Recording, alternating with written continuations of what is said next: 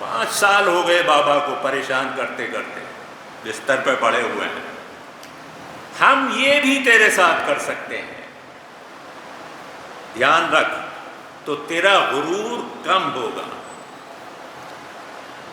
اور فقر، تنگ دستی، یہ بہت بری بلا ہے، تنگ دستی۔ جناب ابراہیم سے دیکھیے، میں پھر کہہ رہا ہوں کہ بعد میں بات نکل آتی ہے تو جو بات ذہن میں نہیں ہوتی وہ بھی بیان کرنا پڑتی ہے، اس لیے عرض کر رہا ہوں، لیکن ٹائم آپ کا زیادہ نہیں لینا ہے، کہ جناب ابراہیم کا جب امتحان ختم ہو گیا،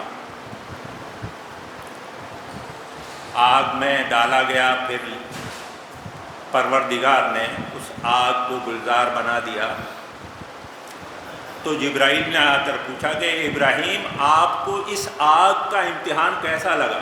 اس لیے کہ جب آپ آگ میں جا رہے تھے تو اس وقت تو آگ ہی تھی، یہ آپ کا امتحان تھا، تو آپ کو کیسا لگا؟ آپ کے دل کی حالت کیسی تھی جب آگ میں جا رہے تھے؟ تو کہا اے جبرائیل، تم مجھ سے آگ کے امتحان کی بات کر رہے ہو؟ تم مجھ سے آگ کے امتحان کی بات کر رہے ہو؟ میں تو تنگ دستی کا امتحان بھی دے چکا ہوں، اتنی سخت چیز ہے۔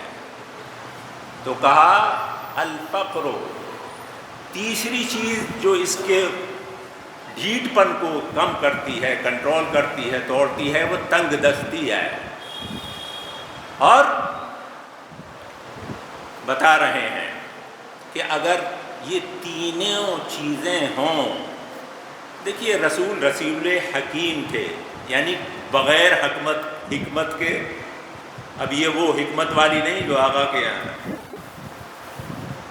ایک حکمت جسم کی ہوتی ہے اور ایک حکمت معنوی ہوتی ہے، ایک فکر کے اندر حکمت ہوتی ہے۔ تو رسول کریم کوئی بات حکمت سے خالی نہیں کرتے تھے، یعنی ان کی بات ایسے شفا دیتی تھی جیسے حکیم کسی مریض کو شفا دے، حکمت سے خالی نہیں ہوتی تھی۔ لہذا بتانا چاہ رہے ہیں کہ یہ تینوں چیزیں جو اللہ نے بنائی ہیں، ان سے استفادہ کرو، بغیر مقصد کے پروردگار مرض نہیں دیتا، بغیر حکمت کے پروردگار کسی کو محتاج نہیں بناتا، ایک حکمت ہے، ایک سبب ہے، موت کا بھی ایک سبب ہے، لہذا ان سے استفادہ کیا جائے۔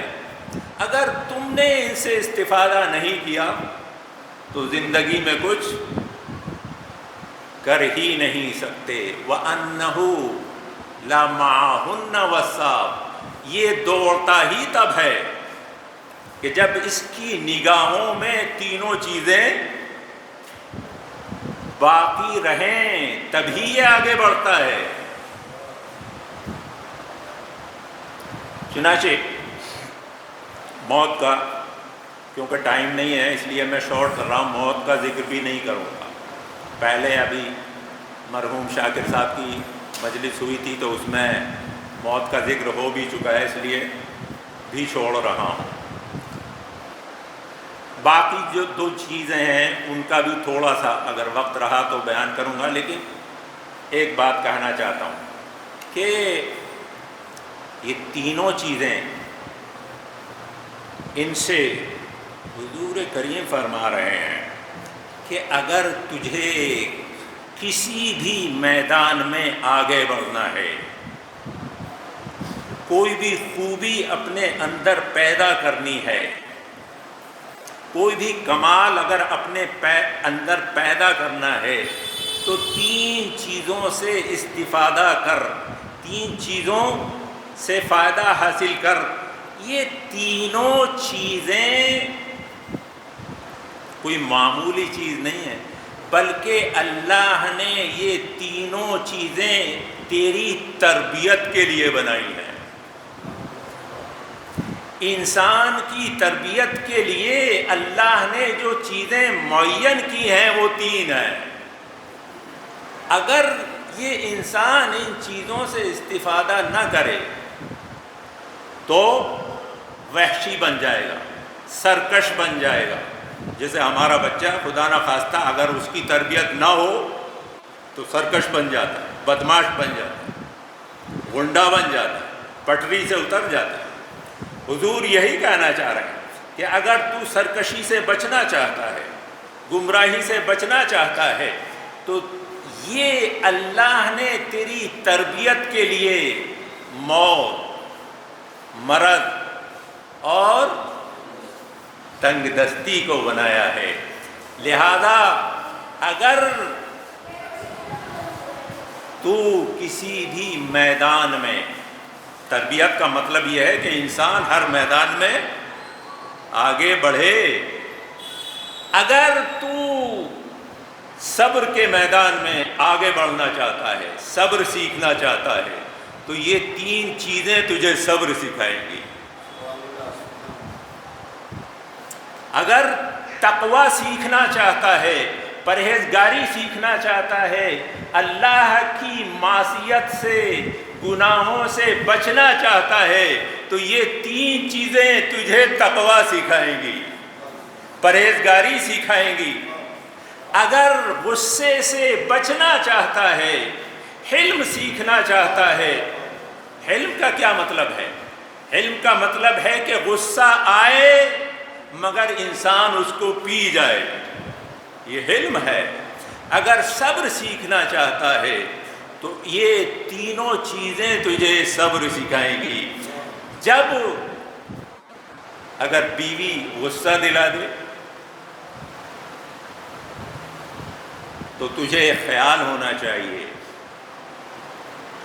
تجھے خیال ہونا چاہیے کہ آج ہم نے اگر غصے کو نہ پیا، اور اسی طرح سے صرف عورتوں کے لیے نہیں، دیکھیے نہ میں عورتوں کے ساتھ ہوں نہ مردوں کے ساتھ، لیکن عرض یہ کرنا چاہ رہا ہوں کہ اگر گھر کے اندر ایک مرد اور عورت، ایک شوہر اور بیوی حلم نہیں جانتے ہیں، غصے کو پینا نہیں سیکھا ہے، تو یہ گھر برباد ہونا یقینی ہے۔ اس لیے کہ حضور بتا رہے ہیں کہ دنیا میں تیری گاڑی چل ہی نہیں سکتی، وَأَنَّهُ لَمَعَهُنَّ وَالسَّابُ، یہ تینوں چیزیں جو تجھے سکھاتی ہیں، جو تو سیکھتا ہے، اس کے بعد ہی تیری گاڑی چلتی ہے۔ جب تک حلم نہ سیکھے گا تو گھر چل نہیں سکتا۔ اگر بیوی کو غصہ آئے شوہر پر اور اس کو پینا نہ جانتی ہو، اسی طرح سے شوہر کو غصہ آئے بیوی پر اور اس کو پینا نہ جانتا ہو، تو یہ گھر چل نہیں سکتا، یہ آگے بڑھ نہیں سکتا۔ اور فقر کہتے ہیں تنگ دستی، اگر اس کو تنگ دستی کا خیال نہ ہو تو بھی یہ غصے کو پی نہیں سکتا۔ تنگ دستی اس کو بتاتی ہے کہ اگر تو جھگڑوں میں پھنس گیا، کبھی پڑوسی سے جھگڑا، کبھی باپ سے جھگڑا، کبھی ماں سے جھگڑا، کبھی دوست سے جھگڑا، کبھی دوسرے گروپ سے جھگڑا، اگر انہی جھگڑوں میں پڑ جائے گا تو اپنی بزنس کو بھول جائے گا۔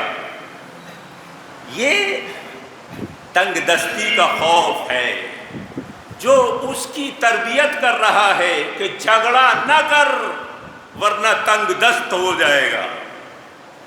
تیرا بزنس اگر لٹ گیا تو جیب خالی ہو جائے گی۔ اس لیے یہ انسان بچ کر چلتا ہے کہ اس کو خوف ہے تنگ دستی کا۔ چنانچہ یہ مربی ہے، تنگ دستی مربی ہے جو تربیت کرتا ہے، مرض بیماری مربی ہے، تربیت کرتی ہے کہ اگر بیمار ہے انسان، بیمار ہے تو اس کا مزاج، صلوات پڑھیں تو میں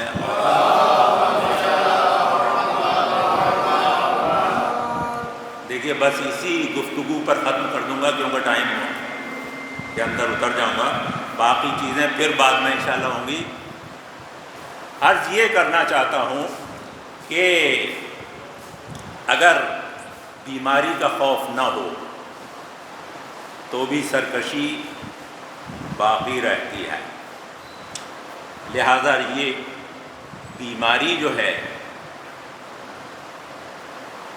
یہ بھی مربی ہے، انسان کی تربیت کرتی ہے۔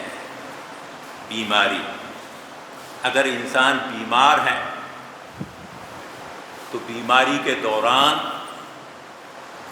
اس کا جو غرور ہے، جو مزاج ہے، کڑوا مزاج، جو سختی ہے، وہ ڈھیٹ پن ہے، وہ بیماری نہیں، نزلہ زکام نہیں، وہ بیماری جو اس کے غرور کو توڑ دے، وہ بیماری۔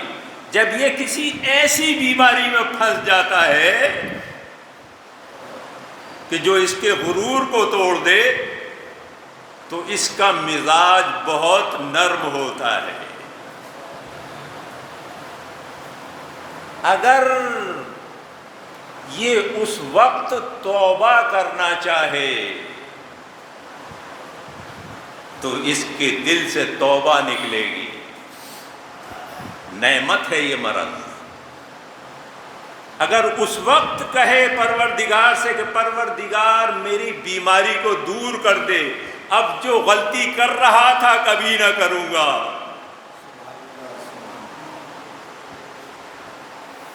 تو یہ دعا جو دل سے نکلے گی وہ کبھی رد نہیں ہوگی۔ یہ اس طرح سے بیماری تربیت کرتی ہے۔ اور اگر یہ تینوں چیزیں نہ ہوں، دیکھیے پھر چھوٹا کر کے آنا چاہتا ہوں منزل کی طرف، کہ اگر یہ تینوں چیزیں انسان کی تربیت نہ کریں تو کوئی چیز تربیت نہیں کر سکتی۔ حضور کہہ رہے ہیں، میرا کہنا نہیں ہے، حضور کہہ رہے ہیں کوئی چیز اس کی تربیت نہیں کر سکتی، اس کو ٹھیک راستے پر چلا نہیں سکتی، سیدھے راستے پر کوئی چیز نہیں چلا سکتی۔ حالانکہ بہت سے طریقے ہیں،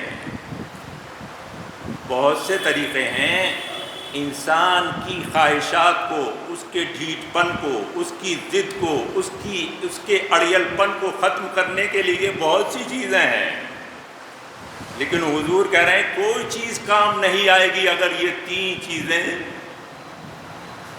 کتنا ہی روزہ رکھتا رہے کام نہیں آئے گا۔ حالانکہ روزہ اور بھوک انسان کے اڑیل پن کو اور نفس کے تشدد کو ختم کرتا ہے۔ بھوک انسان کے شر کو کم کرتی ہے، اس کے مزاج کو ڈھیلا کرتی ہے۔ روزے کا فلسفہ کیا ہے؟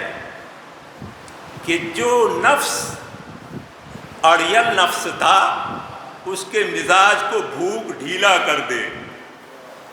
روزے کا فلسفہ یہ ہے کہ یہ اپنے نشے میں رہتا ہے، کبھی بدلنا نہیں چاہتا، لہذا بھوکا رکھا جائے کہ اس کی ضد کچھ کم ہو جائے، مزاج کچھ ڈھیلا ہو جائے۔ لیکن اور بھی صرف بھوک ہی نہیں ہے، اور بھی چیزیں ہیں کہ جو انسان کی خواہشات کو اور اس کی ضد کو کم کرتی ہیں، ڈھیلا کرتی ہیں، لیکن بغیر ان چیزوں کے کوئی چیز، کوئی دوسری چیز کامیاب نہیں ہو سکتی۔ لہذا بتا رہے ہیں کہ اگر تمہیں آگے بڑھنا ہے کسی بھی فیلڈ میں، کسی بھی لائن میں، تو ان تینوں چیزوں کا سہارا لینا پڑے گا۔ صلوات پڑھیں۔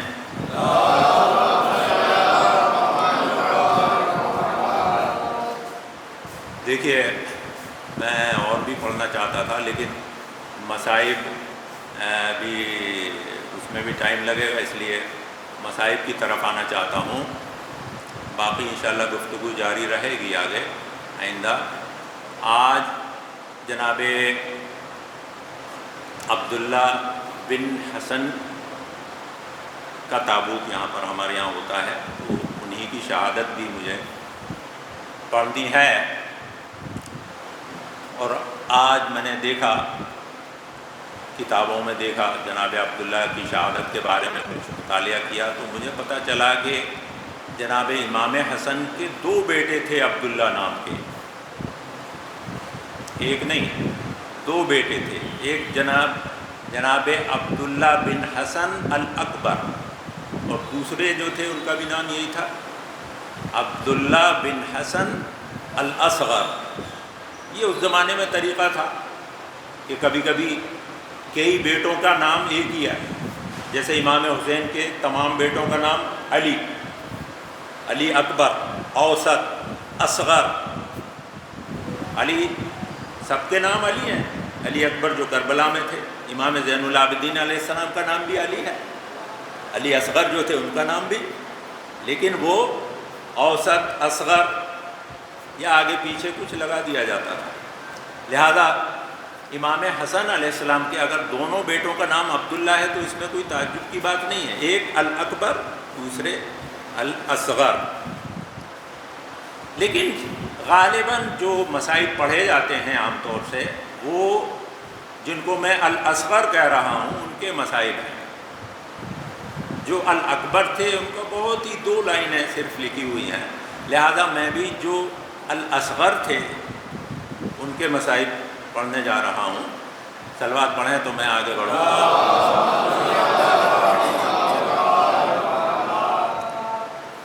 دیکھیے، جناب عبداللہ بن حسن الاصغر، ان کی عمر کربلا میں تقریباً 10 سال تھی، 10 یا 11 سال ہوگی۔ نابالغ تھے عمر کے اعتبار سے، ذہن کے اعتبار سے نہیں، دماغ کے اعتبار سے نہیں، لیکن سن کے اعتبار سے نابالغ تھے۔ ان کا جو واقعہ ہے وہ یہ ہے کہ جب امام حسین علیہ السلام ذوالجناح کی پشت سے، گھوڑے کی پشت سے زمین پر تشریف لائے اور زخموں سے چور چور تھے، اس وقت یہ خیمے سے نکل کر امام کے پاس پہنچ گئے تھے۔ اور میں پھر عرض کرنا چاہتا ہوں کہ کبھی بھی ہسٹری کے اندر، تاریخ کے اندر تفصیل نہیں ہوتی ہے، ڈیٹیل نہیں ہوتی ہے کہ کیوں یہ آگے، کیا حالات تھے، یہ خود ہی سمجھنا پڑتا ہے۔ تاریخ کو اگر ڈھنگ سے پڑھا جائے تو سمجھ میں آ جاتا ہے کہ کیا ہوا اور کیوں ہوا۔ لہذا لگتا ایسا ہے کہ اس لیے یہ امام حسین علیہ السلام کے پاس پہنچ گئے تھے کہ بہت ہنگامی حالت تھی، بہت ہلچل ہو رہی تھی خیام حسینی میں کہ جناب امام حسین علیہ السلام گھوڑے کی پشت سے زمین پر تشریف لا چکے ہیں۔ جب گھوڑے سے امام زمین پر تشریف لائے تو یزیدی فوج نے خیام حسینی کی طرف پیش قدمی شروع کر دی، اور یہ پیش قدمی قیامت سے کم نہ تھی، کیونکہ یہ خیام اور اس خیام میں جو مستورات تھیں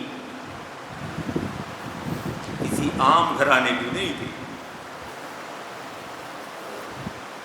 یہ ایسا گھرانہ تھا کہ کائنات میں مثال نہیں ملتی۔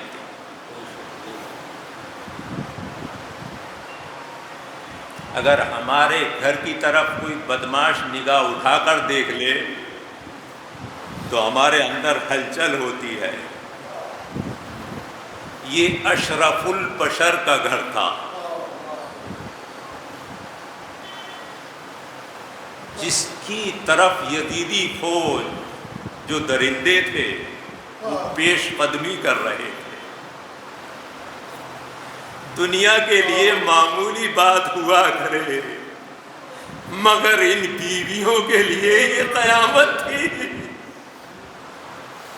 کہ یزیدی درندے ہمارے خیام کی طرف بڑھے. ایک قیامت کا منظر تھا، ہلچل تھی، بیویاں دوڑ رہی تھی، گھبرائی ہوئی تھی. ہائے ایسا وقت آ گیا. جناب زینب کے پاس جا رہی تھی دوڑ دوڑ کر. ایک ہنگامہ تھا اور دوسری وجہ یہ بھی تھی کہ امام حسین کا گھوڑے کی پشت سے تشریف لانا زمین پر یہ دوسری بڑی قیامت تھی، کیونکہ یہ حسین کوئی عام آدمی نہیں تھا. دیکھیے میں مثال دے دوں، اگر کسی گھر کا بزرگ بہت بردبار ہو، بہت سمجھدار ہو، بہت ہمت والا ہو تو کیا کرتا ہے کہ گھر کے اندر سکون رہتا ہے، ہر ایک کو اطمینان رہتا ہے کہ گھر کا بزرگ موجود ہے. کیوں کہ بہت بہادر بھی ہے، ہمت والا بھی ہے، صبر کا پہاڑ بھی ہے، سمجھدار بھی ہے.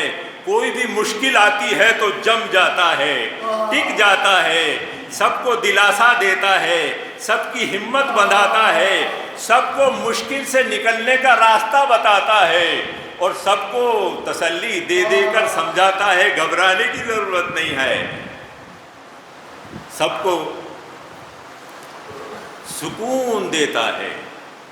پورے گھر کا اور خاندان کے سکون کا مصدر ہوا کرتا ہے کہ ہمارے بزرگ موجود ہیں، کوئی کچھ بگاڑ نہیں سکتا.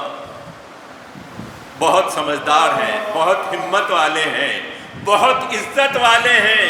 اگر ایک آواز اٹھا دیں گے تو دنیا ساتھ ہو جائے گی. خدا کی قسم اگر ایک انسان گھر کے اندر ایسا ہو تو پورے گھر کو سکون رہتا ہے. یہ تو وہ حسین تھا کہ جس کے سبب سے دنیا کو سکون ہوتا تھا. گھر کے اندر حسین کا وجود دلوں کے اندر سکون پیدا کرتا تھا. حسین کا وجود تڑپتے ہوئے بچوں کو تسلی دیتا تھا، گھبرائی ہوئی بیویوں کو سکون عطا ہوتا تھا کہ ہاں حسین زہرا کا لال موجود ہے. مگر جیسے ہی بیویوں کو پتا چلا کہ حسین گھوڑے سے نیچے آ گئے، خدا کی قسم ایک قیامت تھی. کسی کو کسی کا ہوش نہ تھا، بیویوں کو بچوں کا خیال نہ رہا. ہائے اب کیا ہوگا؟ زینب کو اپنا خیال نہ تھا. میرا بھیا حسین، ارے صبر کا پہاڑ گر گیا.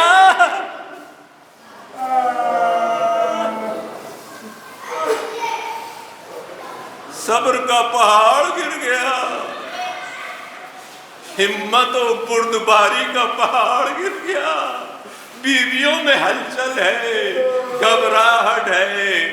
یہ ہلچل تھی، شور تھا کہ جس ہلچل کے درمیان میں جناب عبداللہ بن حسین خیمے سے نکل کر امام حسین کی تلاش میں نکلے.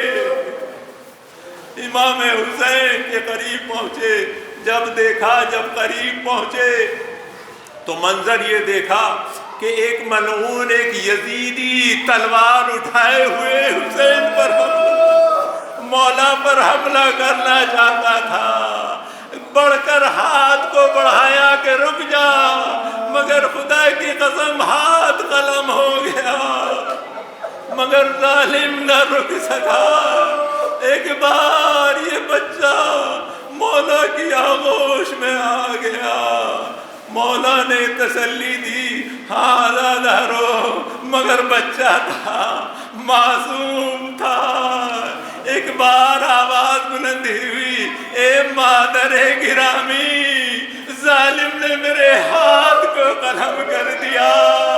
یہ جملہ بتا رہا تھا کہ بچہ کمسن تھا، اس لیے کہ بچے پر جب کوئی مصیبت پڑتی ہے تو ماں کو یاد کرتا ہے۔ بس ماں کے اوپر ارے غم کا پہاڑ ٹوٹا۔